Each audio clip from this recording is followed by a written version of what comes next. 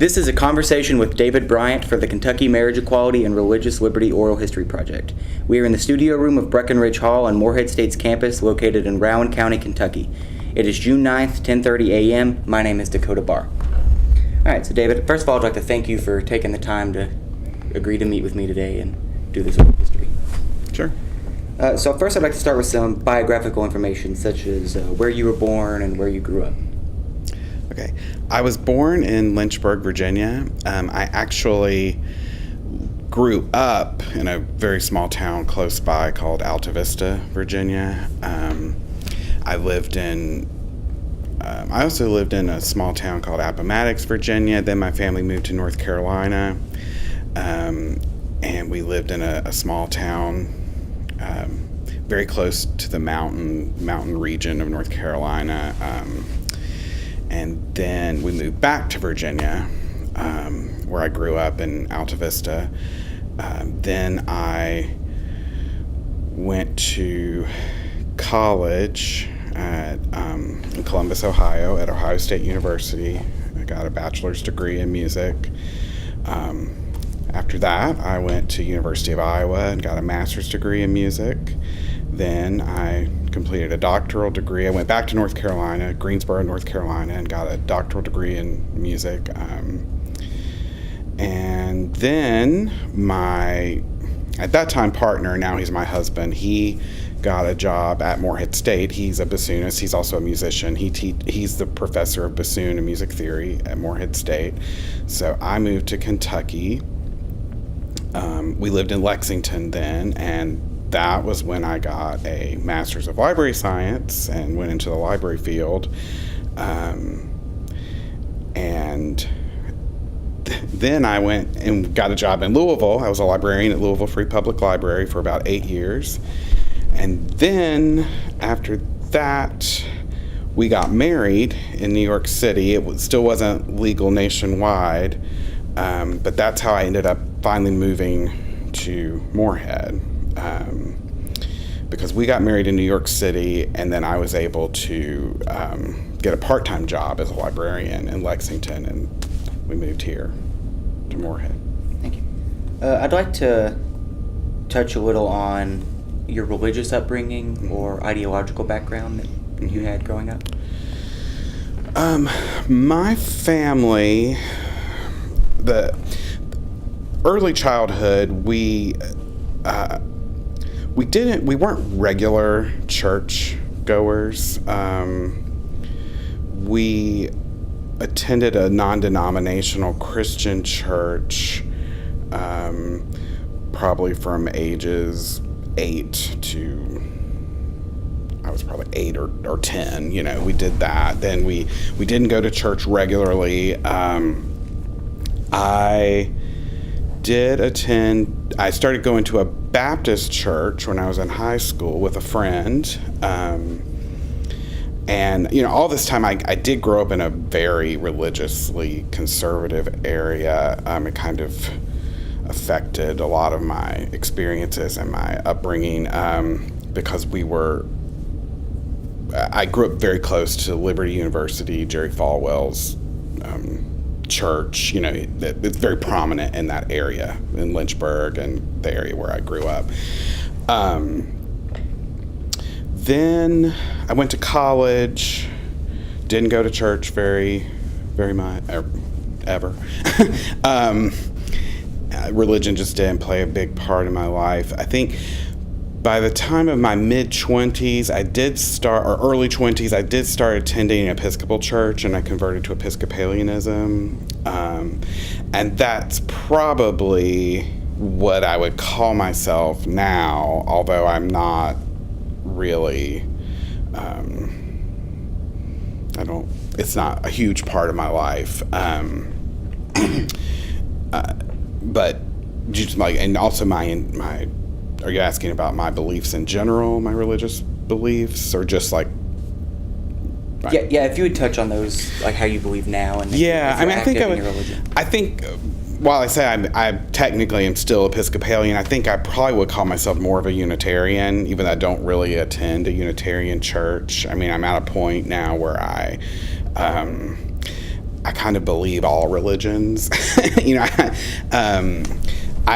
So I'm kind of like a kind of Unitarian-esque / agnostic, but I still attend Episcopalian services sometimes because I love the music and the rituals. So. Okay, now I'd like to ask you how you first became involved in the marriage equality movement. Well, I've followed it for many years. In terms of being an active activist or protester, or I would say most of my involvement in it revolved around supporting political candidates that I thought would support marriage for gays and lesbians. I lost my train of thought.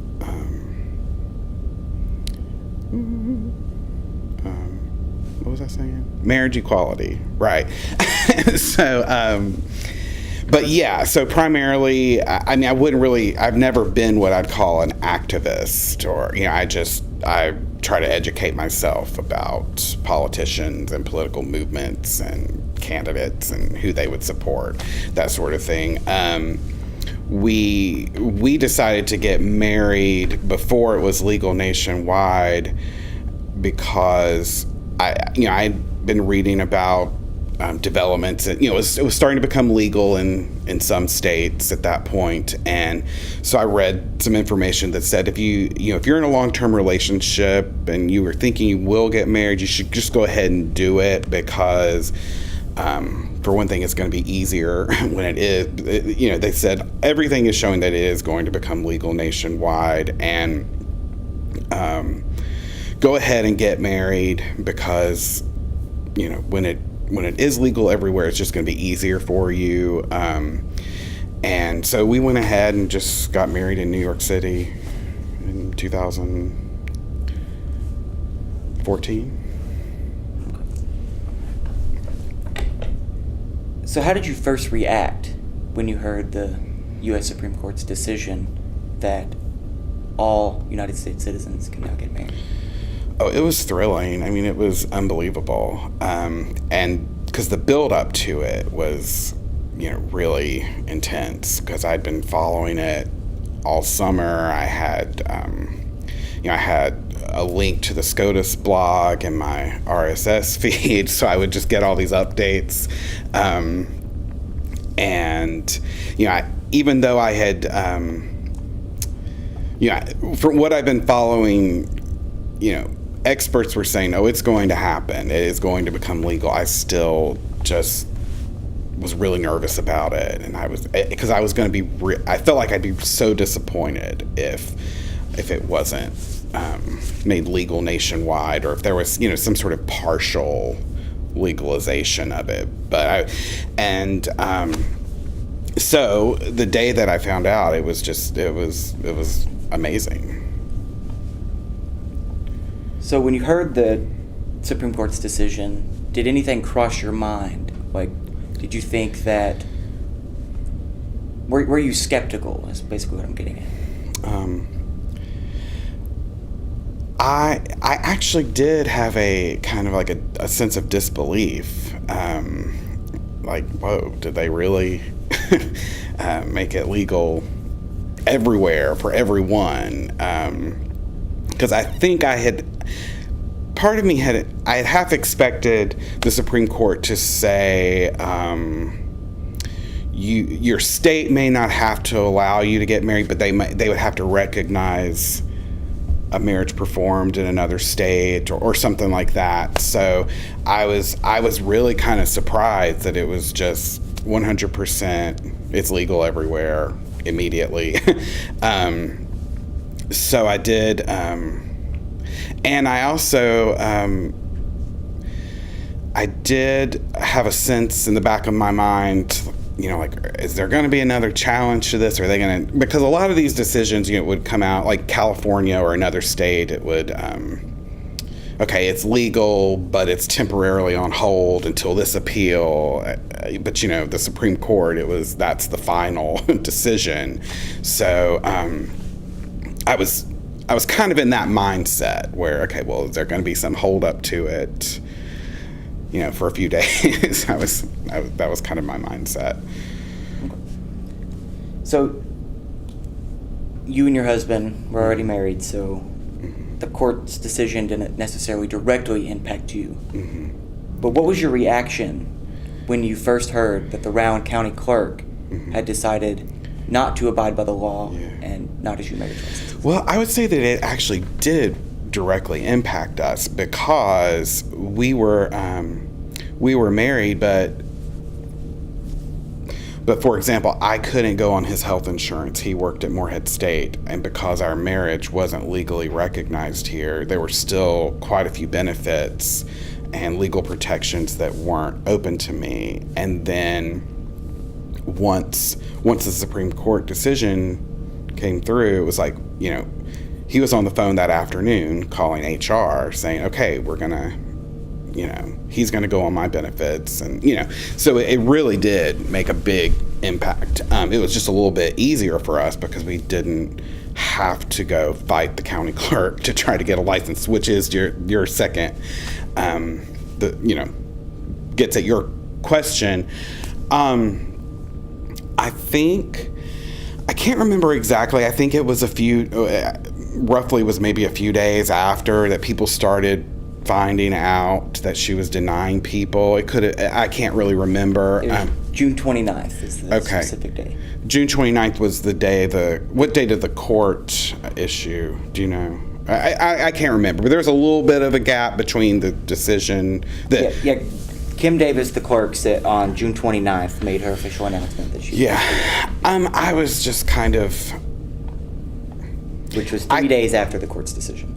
Yeah, I honestly, I was a little surprised that it happened in Morehead. I was expecting smaller counties all over the nation, really, to try to fight it and try to be holdouts. My experiences here, while I can't say it's been overwhelmingly gay positive, I just hadn't really had negative reactions to being gay in the Morehead, the town of Morehead, which is where I spend most of my time. I mean, I don't spend a lot of time out in more rural areas in eastern Kentucky. So I was a little bit surprised. I was frustrated by it. I thought it was ridiculous. I thought her reaction to it, of her saying that her religious beliefs wouldn't allow her to support, or I can't remember her exact wording, but she wouldn't validate a marriage when all she had to do was sign a piece of paper or even get someone else in her office to issue the licenses. I thought it was, I thought she was really overplaying her value or her importance in the process. So it really just showed me that I felt like, well, because she could do that, she obviously just has dislike or disapproval for gay people. So would you consider Morehead to be your home, or Rowan County to be your home? I do now. I mean, I've been here many times over the years because my husband has taught here, I think 17 or 18 years. So, even in the years when we were in a long distance relationship, I mean, I was here a lot during over the course of a year, in summers and weekends, and so I spent a lot of time here. So I definitely consider it my home now. So you said that you expected this kind of response from smaller counties, but that it was surprising that it came actually to Rowan County. Considering that you consider Rowan County your home, does that have any effect on your feelings there? Well, I should say I actually expected it not only from smaller places. I mean, I expected it in a lot of more religiously conservative places, and some of those are larger cities too. But in terms of, I mean, it doesn't give you an overwhelming sense of feeling welcome when a government official is denying you legal rights. I would say that in terms of feeling like Rowan County or Morehead is my home, to know that an elected official who's supposed to be serving the government, serving people, not people serving the government. It's not the other way around. And just to jump ahead a little bit, that's one of the things that's really bothered me afterwards with some of the decisions or some of the accommodations that have been made for her, like with Bevan or other things. It's that the people, the citizens, they're not supposed to make accommodations for the government. The government and its representatives are supposed to serve the people that are elected and the people that elect them and the people that live there. So that's just really bothered me. So after you heard that the Brown County Clerk wasn't issuing marriage licenses, what was your immediate action? Did you participate in any of the protests, or? I did not participate in protests till much later, and much later in the summer. I followed it really closely on social media. I had a sense, I had a sense, and I think a lot of people felt this way too, that they had no idea it would go on as long as it would. I mean, I thought probably she would hold out for a week or two, and then something would happen that either forced her or she would give in. So initially, I didn't join any of the protests. I followed it a lot. I didn't, and I also didn't really know any of the other people protesting. I mean, I would see them when I was driving to work, and I would try to show support. But for the most part, I lost my train of thought again. I think, let's see. So it was June 29th that she refused, and then when did the judge issue his decision that she had to, and then after jail and all that stuff? Was that like a month later, 2 months? I can't remember. So anyway, it was, I didn't really participate in any protest till a few days before the first licenses were actually issued from the clerk's office. So at the protest you did participate in, what was the environment like there? There were a lot of people there. There was a lot of energy. People were very supportive of each other. It was a sense that people had come together to fight, to speak up against something that was just really blatantly wrong. At any time, did you ever feel uncomfortable or unsafe at the protests? I never felt unsafe. Some of the protests I saw other people attend, like at the courthouse, the federal courthouse in Ashland. I felt like there was, some of the things I was seeing on TV that looked a lot more.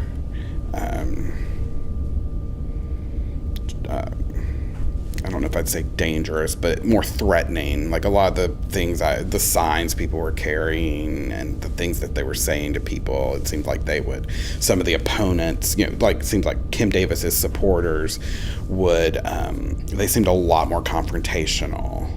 I mean, the protests at the courthouse in Rowan County, I mean, they were fairly orderly. I mean, on one side you had the marriage equality supporters, on the other side the Kim supporters,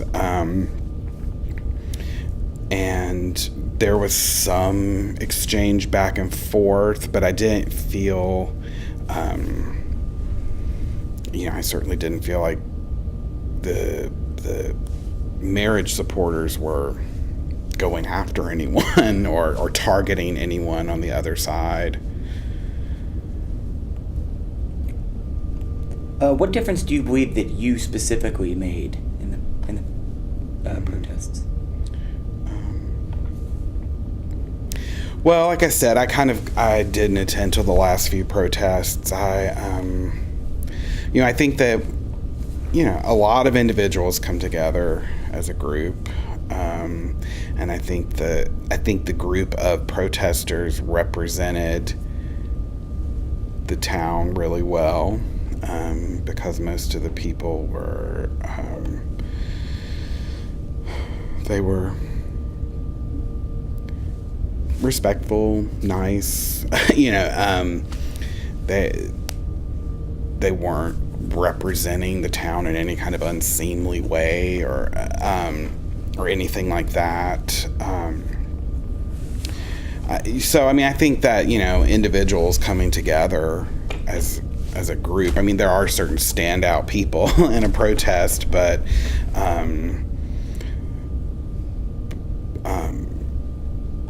yeah. Did you have any level of involvement after the protest?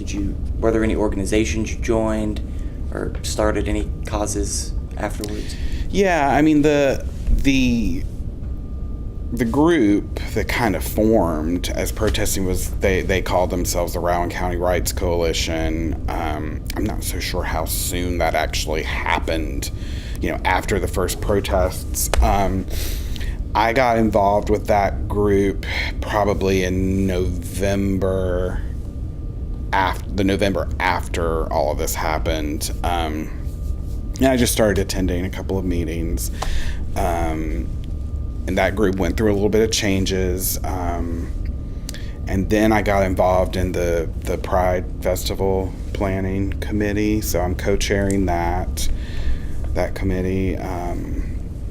And that's going to be a great way, I think, to bring people together again. The initial protest got a lot of people involved. And then when that kind of, when she started issuing licenses, it faded a little bit. But I think this will be a great way for us to get people interested again and get involved with the organization. So you're bringing Pride to Morehead? Mm-hmm. What are your thoughts on that? A town such as Rowan County, a very small town, made the news for these protests, and they showed unity on both sides of the issue. And now you're bringing a Pride Festival to Morehead. Do you think that's going to send a different image to Rowan County? I certainly hope it sends a positive image to people. We have had great response, a lot of enthusiasm from people that I've talked to, both in Morehead and elsewhere in the state. A lot of people have a sense that Kim Davis really made the state look bad, really look unwelcoming and misinformed. So I'm hoping this Pride Festival shows people. There's two things I want it to do mainly. I want to show people that there is a large gay community in Morehead for a town its size. I'm continuously amazed by how many gay, lesbian, bisexual, transgender people live in Morehead. I keep meeting more and more people every day. And then the other thing is, as a committee, we've decided to have a rural Pride Festival. We really want to reach out to people in rural areas who may not have the access to meet and be around other gay and lesbian people. I mean, it can be really isolating for people who live in really small towns or rural areas. So we're reaching out and trying to get people from Eastern Kentucky. I mean, we even talked at one point it might turn into Eastern Kentucky Pride, not just Morehead Pride. So you said that the county clerk, Kim Davis, you believe that she has given Kentucky a bad reputation. Mm-hmm. So you think that this issue has spanned much further than Rowan County, and that from the outside looking in, mm-hmm. it makes our whole state look bad? Mm-hmm. Yeah, I mean, I think it's really unfortunate that that she has portrayed the area and the yeah, I mean, she's a joke on Saturday Night Live. You know, I mean, and then I think that it's hard for the state or the area to disassociate themselves from that. So, what was I saying? Kim Davis area. It'll come back to me. I'm sorry. Repeat the question. Do you believe that Kim Davis has had a effect on the state as a whole? Yeah, I do, because I think, I mean, if you look at what's going on throughout especially southern states in the country there, I mean, I think she's contributing to the overall sense of discrimination, you know, like some states are doing whatever they can to try to limit gay marriage, you know, if it comes down to making gay couples use a separate license, a separate form. You know, any kind of limit they can do, they can impose to make it harder for people. And then now we see this moving into transgender bathroom restrictions. I think that her beliefs and the way she represented herself just contribute to that overall sense of discrimination. In your eyes, does Kim Davis, the clerk, does she represent the cause of religious liberty well, do you? Well, I have a little bit of issue with the term religious liberty, because in my mind, religious liberty is I can practice my own religion, however that needs, you know, to be carried out for myself, but I can't impose that upon others. So I think in her mind, her religious liberty would be, you know, the mentality that you don't have to do anything that affects your religious beliefs. I don't know if I'm saying that exactly right. But to me, her not issuing a license is the same thing as a nurse or a doctor saying, I'm not going to give you a blood transfusion because it violates my religious beliefs. And I don't think she does represent true religious liberty well at all. Do you believe that the clerk deserved to be imprisoned? Well, I think that it's not so much a sense of that she deserved it, but I think that there are consequences to your actions. And when you violate federal court orders, there are certain procedures, law enforcement, you know, that are in place that will give you, that will force you to comply with them. So, you know, I'm not sure. I mean, when you violate a federal court order, it's a very serious offense. So I don't know that he had that many options to you know, encourage her to comply. My sense was that maybe he thought the threat of going to jail would encourage her to comply. And I'm trying to if I remember correctly, I mean, she was given multiple opportunities not to go to jail. I think he even told her, as long as you say your office issues the licenses, you won't have to go to jail. But she even said she would block that. So if I'm remembering that correctly. But I think that, she knew what was at stake, and the court stepped in and the system took over. So do you think her punishment was adequate?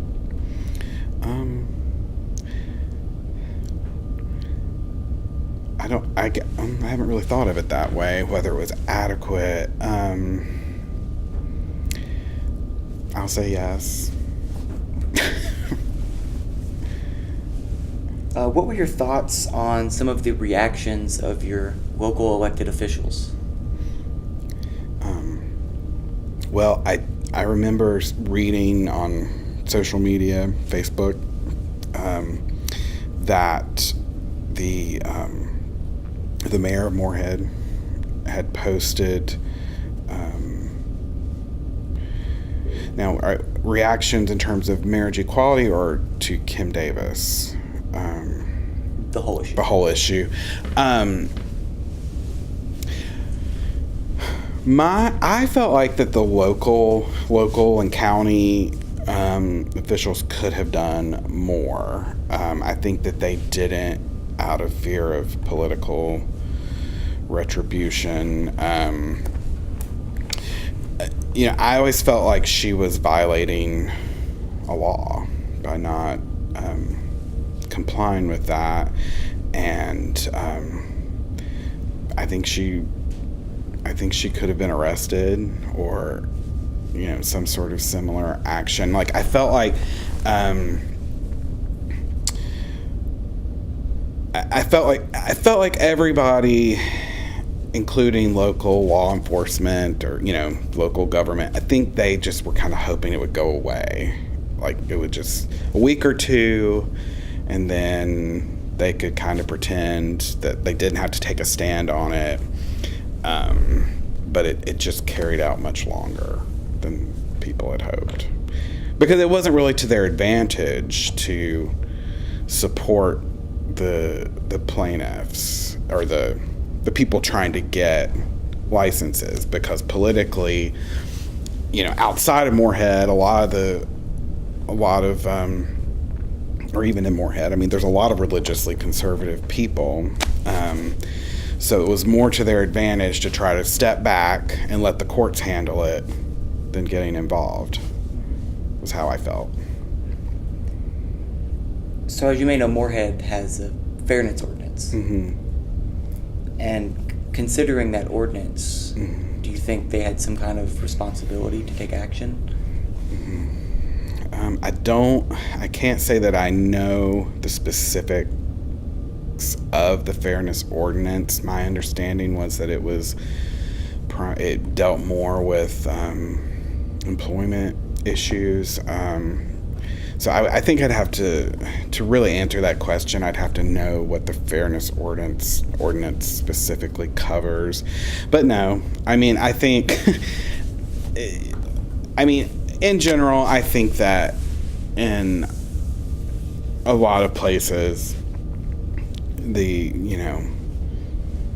local officials would have stepped in and tried to do something. But I'm not, at the same time, I think people kept saying, she's an elected official in the state of Kentucky, they can't just remove her from office. So I think it was just it was an issue that wasn't easy to deal with all the way around.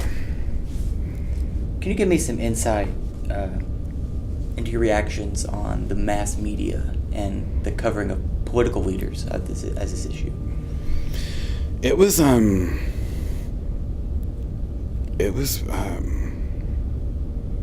pretty impressive. I mean, there was a lot more media attention than I was expecting. I mean, Morehead will probably not have New York Times, CNN, MSNBC, I mean, hopefully not, unless it's something really good. Yeah, hopefully here all at one time. I thought for the most part, the media coverage, well, I have to think back to make sure I'm answering this correctly. The question was, how did they cover it? What were your thoughts on the reactions of the mass media? Okay. Reactions of the mass media.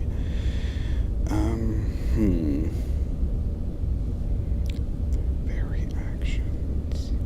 Like, did they, like, was there too much? I mean, is that what you're getting at? Okay. No, I didn't really think that. I mean, I thought a lot of people were interested, so it was a good story for them to cover. They would get a lot of interest. People were following it closely. I mean, I think the other thing that people need to remember that gets lost in this, there were a lot of Kim Davises all over the country doing the same thing, but I think when some of the information about, details about her personal life came out, it became a lot more sensationalistic. And so there was a lot of interest. When people found out she had been married 4 times and was denying other people, the benefit of marriage because she disapproved, I think all those details kept coming in and just made it a much more sensationalistic issue. And then also with, social media, because the videos of that people were sharing of being denied, those just went out of control. They got like millions of views, so that just blew it up into an even bigger story. What were your thoughts on some of the political leaders using this issue as towards their campaigns? Yeah, I mean, I thought it was pretty disgusting, honestly. I mean, Ted Cruz, Mike Huckabee, they have no connection to this area. They were blatantly just using her ignorance and the ignorance of other people to benefit their campaign. She was a Democrat, there were Republicans. So I think that, I guess it's not unexpected that they would try to take advantage of it, but I did not like it at all.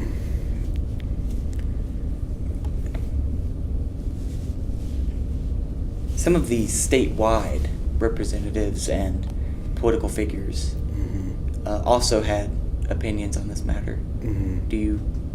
What are your thoughts on there?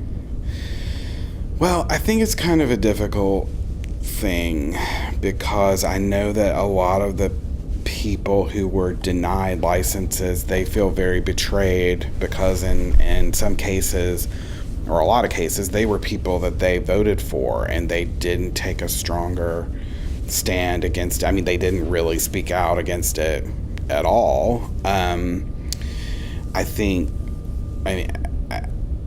Really the only thing I know of is Bashir saying, saying you have to do this.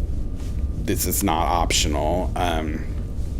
But in this state, I think that there are still so many religiously conservative people that the elected officials, they saw no benefit to taking a stand against it. And I think especially if you're not one of their constituents in the in the immediate area, then it's even harder to get that support, and it may not even really carry any weight for the people who want the support. It just minimizes it. So I certainly understand the frustration that people had over that. And it's not, and actually that's not just the people who are trying to get licenses. I mean, it's anyone who believes that the an elected official should have to do their job anywhere. What are your thoughts on the outcomes of either the religious liberty movement or the marriage equality movement? Well, I think in the big picture, the people are able to get marriage licenses here. I said earlier that I don't like the way that there were some accommodations made for Kim Davis, and they seem to be specifically tailored to her. But I do think it's a better alternative than having two separate forms. I think that I just try to focus on the overall picture, and that's that same-sex couples can get married. It's not exactly the way I think it should be. I think, and then the whole issue with whether her signature would be on the license or not. That was also, I think, a concession they made to her.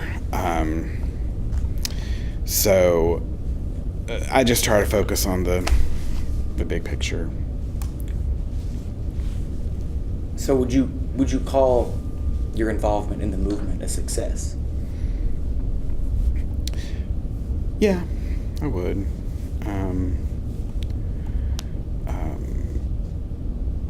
Ultimately, it's a success. Do you believe that the tactics of the protesters were effective? I do, because I think I think in any issue like this, it helps if there are even just a few people who stand up and they got attention, and they were able to show people what was going on, and then that got the attention of groups like the ACLU that offered legal counsel to people. So I definitely think their actions helped. Would you have done anything differently with your actions? My personal actions, I probably would have gotten involved in the protests sooner. It hopefully won't happen again. But I probably would have done that sooner. Do you think that the debate over marriage equality and religious liberty is over? No, not at all.